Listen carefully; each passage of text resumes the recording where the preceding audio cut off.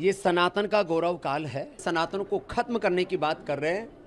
2024 में वो खत्म हो जाएंगे। जवाब देने में सक्षम है और हम जवाब देंगे और अंततः ये सारे असुर, सारे राक्षस पराजित होंगे। ये सनातन का गौरव काल है।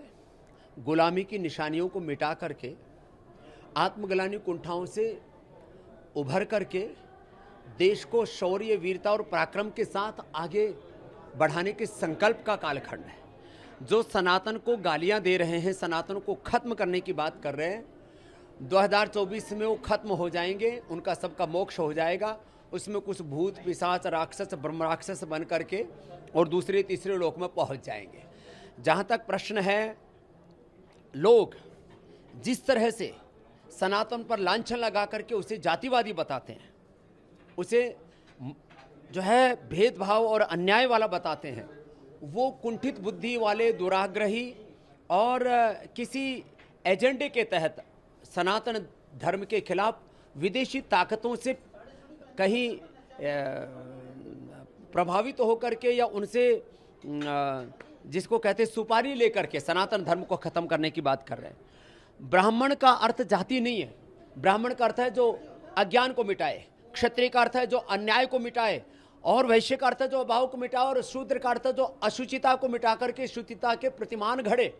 कुंभकार का अर्थ है घड़ा बनाने वाला, लोहार का अर्थ है लोहे से काम करने वाला, स्वर्णकार का अर्थ है सोने का काम करने वाला, धोबी का काम है धोने वाला। तो भाई ये जाति सूचक शब्द नहीं है। चातु वर्णम मया सिस्टम गुण कर्म विभाग से, ये सब कर्म और योग्यता, सामर्थ्य सूचक शब्द हैं। तो मैं यदि खुद को बोलूं तो मैं ब्राह्मण भी हूं कि मैं अन्याय को खत्म करने का काम कर रहा हूं, मैं क्षत्रिय भी हूं क्योंकि मैं अन्याय से लड़ रहा हूं, मैं वैश्य भी हूं क्योंकि मैं अभाव से लड़ रहा हूं, मैं शूद्र भी हूं क्योंकि मैं शुचिता को प्रतिष्ठापित कर रहा हूं, मैं स्वर्णकार हूं, मैं सोने जैसा भारत बनाना चाहता हूं, मैं कुंभकार हूं, देश के चरित्र निर्माण, राष्ट्र निर्माण का काम कर रहा हूं, और मैं धोबी भी हूं, लोगों के तन मन जीवन के दाग धो रहा हूं। इसलिए ये हमारे भीतर के सामर्थ्य के जो सूचक शब्द थे उनको लोगों ने जातियों के रूप में स्वीकार कर लिया। ये सनातन का दोष नहीं है। स्त्री पुरुष के नाम पर सनातन में कोई दोष नहीं है। जो सनातन पर दोष मंड रहे हैं ये भारत विरोधी, ये सनातन विरोधी और एक एजेंडा के तहत हमारे ऋषि ऋषिकाओं की परंपरा को, भारत और भारतीयता को बदनाम करने का काम कर रहे हैं। और भगवान इनको सबको सद्बुद्धि दे।